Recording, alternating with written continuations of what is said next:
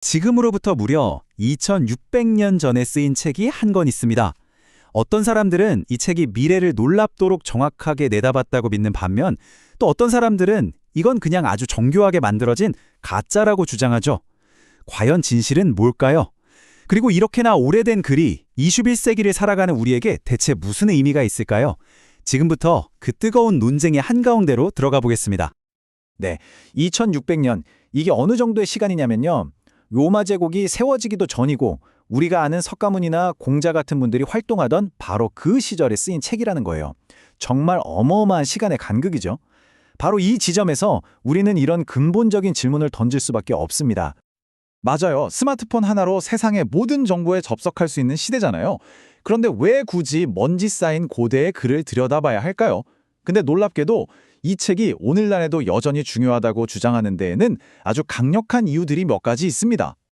그럼 먼저 이 책이 대체 언제, 어떻게 시작됐는지부터 간단히 짚어보죠.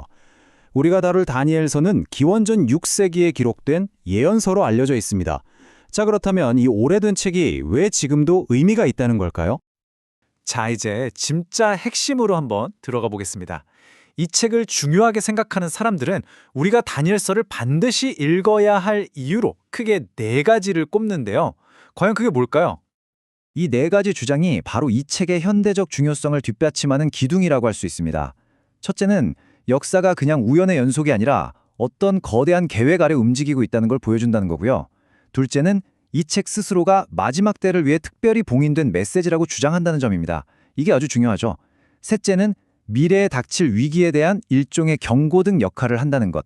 그리고 마지막 넷째는 인류 역사를 선과 악의 거대한 싸움이라는 특별한 관점으로 보게 해준다는 겁니다. 특히 아까 말씀드린 두 번째 주장은요, 바로 이 구절에서 아주 명확하게 드러납니다.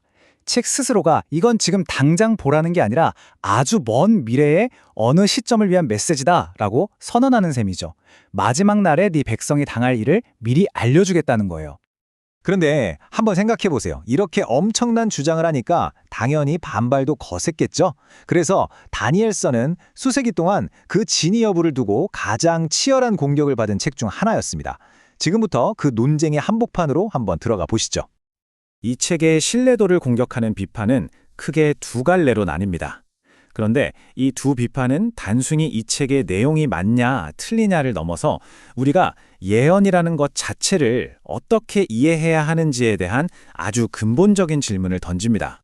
첫 번째 공격은 과거주의라고 불리는 이론입니다. 이 주장의 핵심은 사실 좀 신랄해요. 뭐냐면 이건 예언이 아니다. 그냥 이미 일어난 역사를 보고 마치 미래를 맞춘 것처럼 나중에 꾸며 쓴 소설이다라는 겁니다. 한마디로 사후 예언, 즉 가짜라는 비판이죠. 꽤 그럴듯하게 들리는 비판이죠? 그런데 말입니다. 이 주장을 송두리째 뒤흔들 수도 있는 아주 흥미로운 역사적 기록이 하나 등장합니다. 바로 알렉산더 대왕과 관련된 이야기입니다. 여기서부터 마치 역사 추리 소설처럼 시간 퍼즐이 시작됩니다. 비평가들은 다니엘서가 기원전 165년쯤에 쓰였다고 주장하잖아요.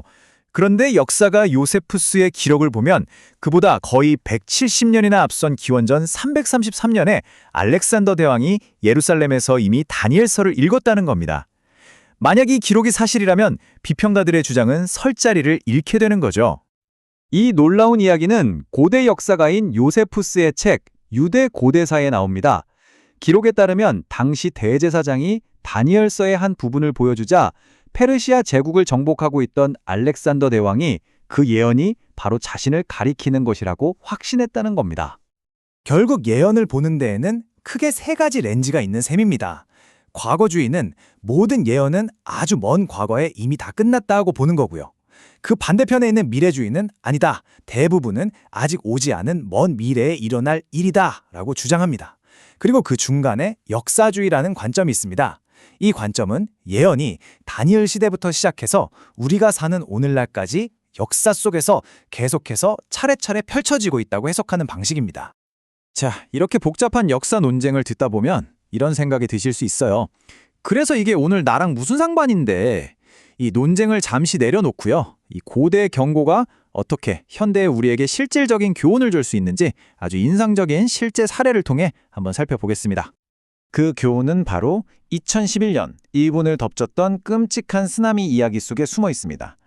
고대의 경고에 귀를 기울이는 것이 어떤 결과를 가져오는지 이 이야기가 우리에게 생생하게 보여주죠. 이야기의 주인공은 고토부키라는 이름의 어부입니다. 거대한 쓰나미가 몰려오자 마을 사람들은 모두 본능적으로 높은 육지를 향해 대피했습니다. 하지만 그는 정반대의 선택을 합니다. 조상대대로 내려온 쓰나미가 오면 깊은 바다로 나가라는 가르침을 떠올린 거죠. 그리고는 배를 몰아 거대한 파도를 향해 돌진했습니다. 그 결과가 어땠을까요? 그는 살아남았습니다. 그가 어떻게 살 수 있었을까요? 이유는 간단합니다. 그는 눈앞의 공포와 본능을 따르지 않았습니다. 대신 수세대에 걸쳐 축적된 조상들의 경험, 즉 역사의 데이터를 신뢰한 거죠. 바로 이것이 이 오래된 책이 오늘날 우리에게 주는 교훈의 핵심입니다. 고토부키 여부에게 조상의 지혜가 생명을 구하는 경고였던 것처럼 다니엘서와 같은 고대의 예언 역시 인류 전체를 위해 미래의 위기를 대비하게 하는 일종의 역사적 경고가 될 수 있다는 것이죠. 그래서 마지막으로 이 질문을 여러분께 던져봅니다. 한 어부가 조상들의 경고 덕분에 목숨을 구했다면 21세기를 사는 우리는 지금 어떤 역사적 경고를 애써 무시하고 있는 것은 아닐까요? 어쩌면 그 답은 2600년 된 낡은 책 속에 숨어 있을지도 모릅니다.